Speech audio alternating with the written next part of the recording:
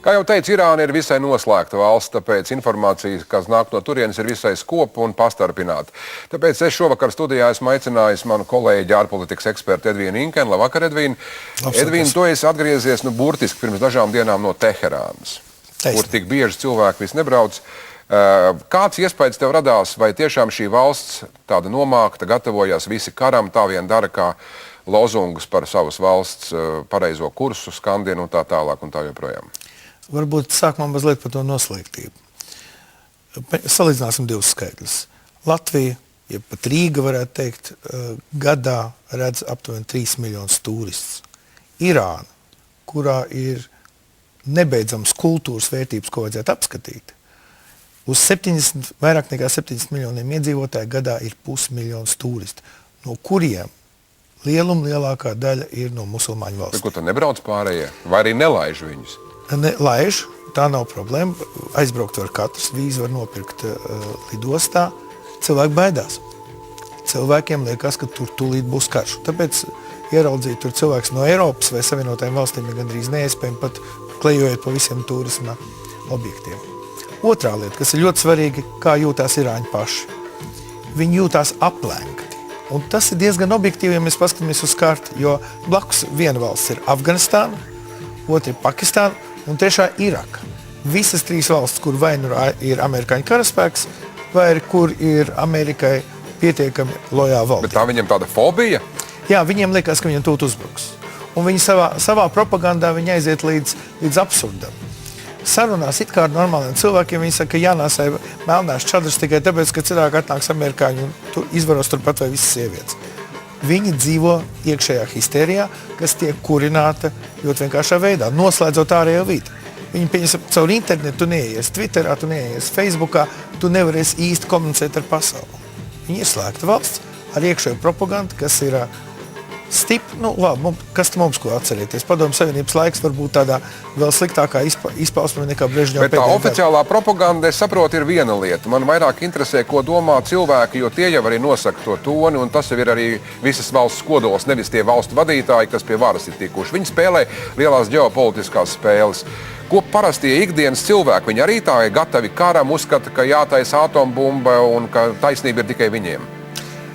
Nē.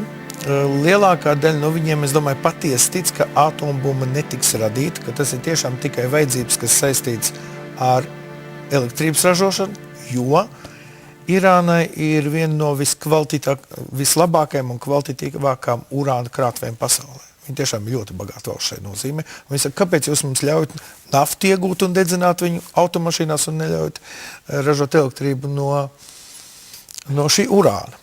Viņiem tā propaganda ir pietiekami labi nostādīta. Un tad, ja viņi vienā dienā pēkšņi pamodīsies ar atombumbu, tad viņi teiks, tā ir brīnišķīga Allaha dāvana.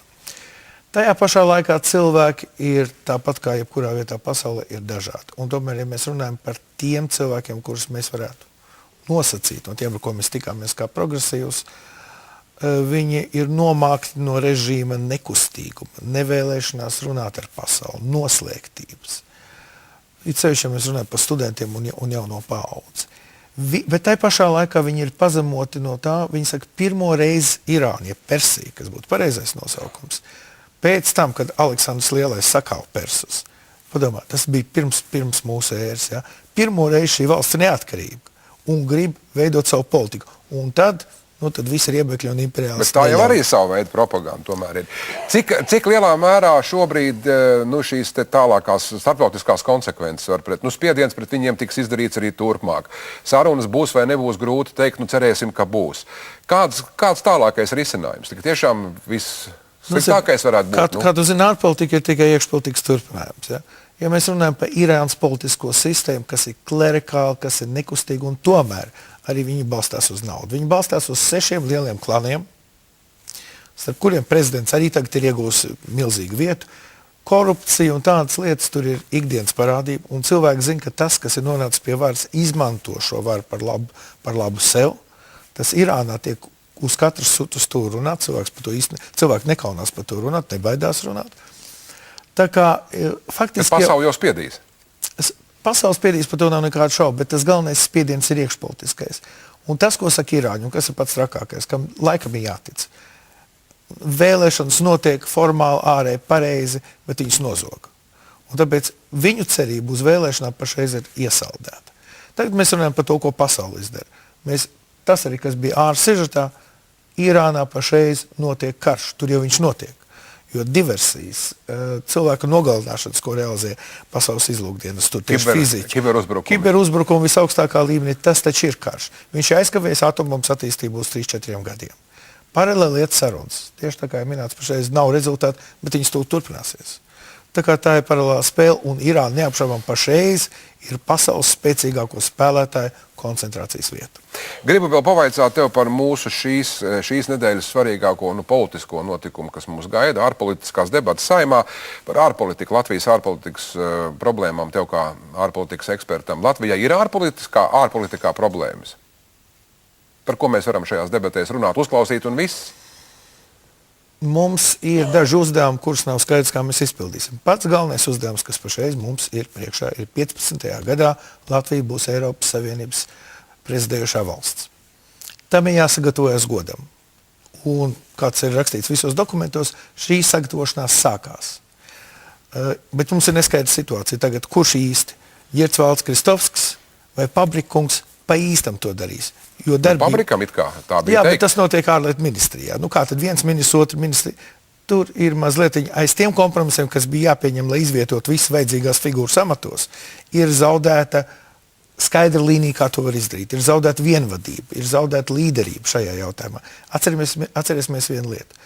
Šis brīdis, kad mēs kļūsim par prezidentējošo valsti, ne tikai parādīs, vai mēs mākam izveidot konferences, sasaukt seminārus, cilvēkus to jau tehnisko varētu izdarīt, jā, bet galīgi tas svarīgākais ir kādas jaunas idejas mēs pasniegsim Eiropas Savienībai. Kuras tad ir mums tās svarīgās idejas, kas būtu arī visiem pārējiem svarīgas, kuras mēs pacelsim kā pirmās un tās, kuras ir jāatrisina.